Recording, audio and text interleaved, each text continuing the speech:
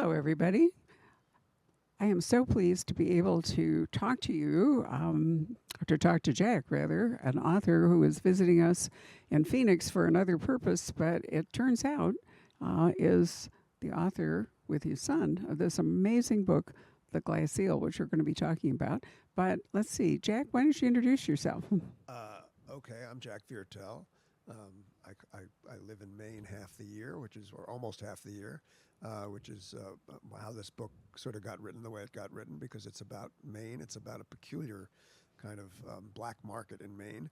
And I spent most of my life actually working in the theater, not being an author, but I reached a point where I've become an author. What can I tell you? This is book number 3. Well, you're actually very good at dialogue, which is something we'll talk about. But why are you in Phoenix specifically at this moment? I'm in Phoenix specifically at this moment because I've conceived a new musical love letter to New Orleans, using existing New Orleans music with a very slight narrative to go with it, called "Let the Good Times Roll," which is at the Phoenix Theater Company. But my own presence here is going to end tomorrow morning because critics are coming tonight, and right after that is when I go home. Well, we are really fortunate because this is our first mystery selection for September. And sometimes, if we have two authors, it becomes impossible to actually get the book signed by both authors, and we have to pass. But luckily, Jack is here, and then Jack and his son will be together in New York and are both able to sign our copies, which will be trundling into us from New York. But anyway, here we are. So those of you longtime Poison Pen customers know that I really love books where landscape is, if not the main character, at least a vital character. Think about Tony Hillerman, the Navajo Reservation. And some years ago, I had to entice Delia Owens, her publisher anyway, to send her here to sign Where the Crawdads Sing, which I have to tell you did not get any initial pre-publication push to speak of. But when I read it, I loved it for the landscape. I thought it was immersive and not familiar, both of which were very appealing. And I felt the same way when I picked up The Glass Eel, because while I've been to Maine, I don't know anything about Maine fisheries, and I particularly don't know anything about elvers and the glass eels. So, Jack, where did that come from? Is that your son? Is that what he Yes. is knowledgeable about? My son Josh, who is a naturalist and an environmental activist, he was the head of an organization called Slow Food USA for some years, which is an advocacy organization. He told me about this situation in which there's a black market. There's also a legal market for these little tiny baby eels, which float to Maine from the Sargasso Sea, where they are born. And they float to Maine specifically because that's where the current takes them. And that has created a fishery in which these little tiny baby eels are captured, thousands and millions of them, shipped to Asia, where they're grown to full size, which takes about 7 or 8 years, and then turned into unagi sushi for the international sushi market.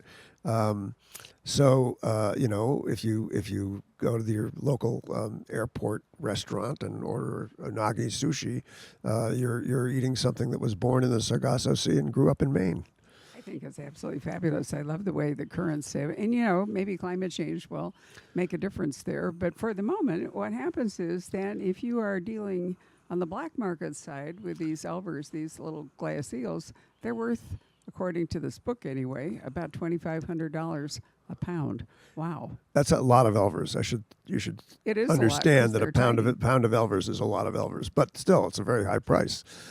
So what we have here is we have a woman named Henrietta. That's her Jeanette. name. Jeanette King. Jeanette. And Jeanette has been divorced from a husband who initially she was attracted to him, but his addiction to risk and his inability to kind of make a success out of anything wore her out. Additionally, their son died tragically. And so she's divorced and she's making a living picking crab. Tell us about, we'll come back to that in a minute, about the picky toe crab, which I think that's another fascinating thing. Anyway, she's awakened by the sound of a boat engine, and she goes out to investigate and stumbles upon her ex-husband's boat. And in it are floating an awful lot of these little baby eels in sort of a tank. Yes, a full lobster tank's worth of baby eels. And she is completely baffled by this. And then a young character who she knows slightly because he was once a friend of her son's, comes on board suddenly and hands her a box full of money.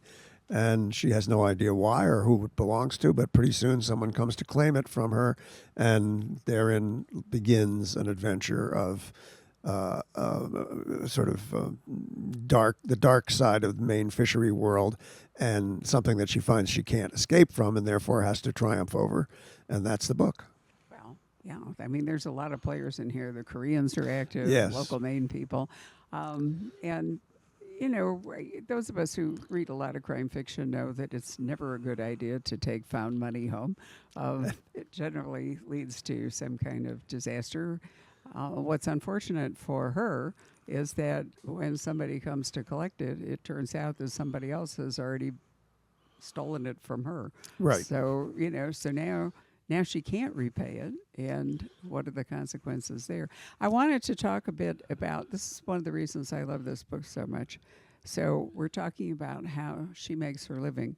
Maine mud crabs, which were prehistoric, were suddenly minted as pihitos by some food industry genius and became the perfect protein for $28 crab salads in Manhattan and for even more expensive millefeuille. Mainers were mystified but grateful. They had been calling the crabs picket toes for as far back as anyone could remember because of the small spike between each of their claws. But the name change had transformed them from an annoying nuisance that lobstermen pitched back into the sea into a gourmet delight. That's such a great paragraph. And I'm assuming it's also true. It is true. There was actually an article in the New York Times about this many years ago about how the peaky toe crab had become a sensation principally because of the name change. The Times referred to these animals as Maine mud crabs. They're actually Maine sand crabs, but who cares?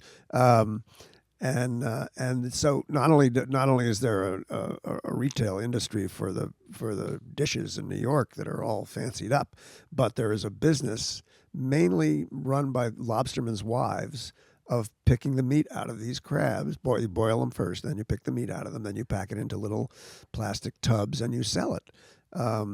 And it's become quite a substantial business, a legal business, this one. But it has caused lobstermen to have a second income by having their wives do this. And the wives, it was almost all women, and they sit around a table, 3 or 4 or 5 of them, and they gossip and they pick crab all day long. And it turns out that a pound of this crab is what, like $11 a pound? About $11, yeah. As opposed to the $2,500 that you can get for a pound of eel. So right there you can see where that might take people. Another feature of the book I really liked is one of the women. It was Jeanette has a group that she picks with, is called Lottie, and Lottie is an indigenous from a tribe in Maine, right? So Yes. she regards herself as more Maine than anybody else. She thinks of herself as a Maine native, as everybody else who is not an indigenous person as someone who comes from away. But of course, the people who've lived in Maine for generations, who are mostly white people, they think that anyone who comes up for the summer is someone from away. So everyone is someone from away in this book, except for the indigenous tribes. And she's a Passamaquoddy, but there are 4 or 5 different tribes in Maine. Well, I love this bit of dialogue. Elvers, you should know you're in the seafood business, Amelia Boyer said. We're already halfway through the season. I do crabs. I don't do eels, Jeanette responded a little defensively. Elvers, said Lottie, just another fishery that should be ours. So she can't help but, constantly go back to the fact that these various resources and so forth, Yeah. And of course, the tribes manage these fisheries for generation after generation, and kept them healthy by not overfishing them, which is not something that is universally true of the commercial fishermen. Although the lobster industry has adopted rules that have kept that fishery healthy. Well, but we know about the tuna industry. We know about Right. whaling, whatever it is. I mean, how much is enough is a constant question. Yes. But and that's explored in your book. But I think the character arcs that I find really the most fascinating in this book are the risk addicted, and it's not only how much is enough or is enough never enough, but um, without risk, what meaning is there to life? And that's true of Jeanette's former husband. Yes, I mean, I think we were all kind of fascinated by people who can never have enough. We can also be frightened that they will eventually, or perhaps quite soon, ruin the entire world. But um, it is a fascinating human quality that people. There are people who are just addicted to more.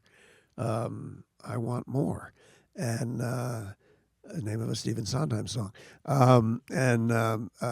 They're rarely the good guys in these books, and they're not the good guys in this book. No, they're really not. But I'm not sure. Am I wrong in making a distinction between those who enough is never enough and those who are risk addicted? Because um, I don't think that the people who don't have enough are necessarily wildly risk taking, but maybe they are. I don't know. I think that they're first cousins. I believe the risk takers may be addicted to risk rather than addicted to accumulating wealth, but there is an element of greed that turns people into risk takers. I think, which is kind of what has happened to some of the characters in this book.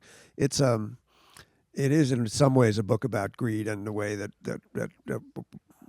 human beings hurt each other by hurting the environment around them. And my son, who is the principal environmental contributor to this book, has a lot of strong feelings about this, supported by a lot of research. And so a lot of what happens in the book that has to do with environmental degradation through the action of a thriller, all credit goes to him.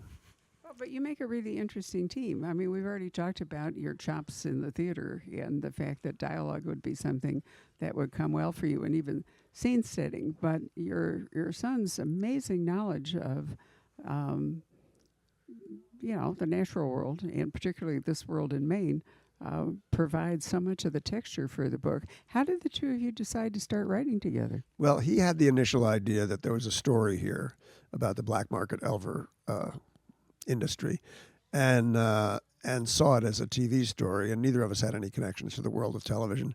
And I had finished a novel about Broadway, actually called Broadway Melody. And I said, well, here we are, two guys, walking around together, fishing together, playing the guitar together. We don't know anybody at Netflix or HBO, but I could certainly start to write a book, and you could help me. And it soon became a collaboration where we were trading pages back and forth, trading character ideas back and forth. We worked a lot in a Sichuan restaurant in the mid '30s in Manhattan, and then eventually on Google Meet, and then we would get together and sit on a sofa and hash things out. And there were quite a few drafts of this book. We had ideas that were really not very good ideas occasionally, and the nice thing about bad ideas is they do tend to burn themselves out before you get too far. So we had a lot of fun doing it, and it started out as an idea that I would kind of write it and he would kind of inform it, but it ended up being a total collaboration. As much of the writing is his as mine, and we edited each other, so it's sort of in one voice, I think. No, it definitely is in one voice, and it's a very distinctive voice. So, having done this, and this book will go public, I think, on September 9th, if I have the date right. That is right. And our signed copies will come in soon after that. Are you envisioning repeating this performance? We've already begun repeating You this have. performance, but we've taken a slight breather in order to try to promote some sales of this book. But yes, we have an outline for a second book, also set in Maine, also about similar subject, but in a different area, and not on the seashore, in the inland.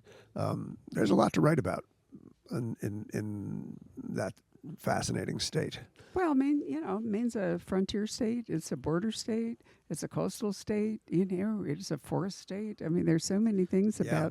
about Maine. You're right that you could never run out of things to discuss. But I think what's more interesting is that you, as father and son, survived this experience together and are going forward, which I think is really, that's a terrific dynamic. Well, we've been very close friends forever, really, since he was born.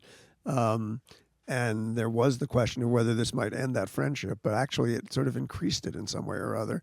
And toward the end of the process, he had his first child, so I've had my first grandchild, and that just sort of was like a extra. The book is dedicated to this little baby who was now 8 months old, and that just made for sort of an extra sentimental push of each of us toward the other. Wow. Well, I can't top that for a way to sign off our conversation. I really, really recommend everything about this book. I love the voice. I like the plot, which is very strong. I love the world that you get into. And it is quite international. There are people from outside, from away, much away. farther away than you might even expect. And so, you embrace a whole spectrum of things. Did you have fun doing this? We had an enormous amount of fun and almost no conflicts. Every now and then, he's both more patient than I am and more impossible to scare off. So no matter how frustrated I may have gotten at any given point, it had no impact on him at all. He just kept saying, "We can do better. We can do better." And other than that, and we never raised our voices or anything, but other than that, it was just pure pleasure the whole ride. That's wonderful. So this book will not end in a crime scene. Always a good thing to go away with. Thanks very much for joining us, everybody. And thank you, Jack, for spending a little time talking to me. Thank you so much for having me.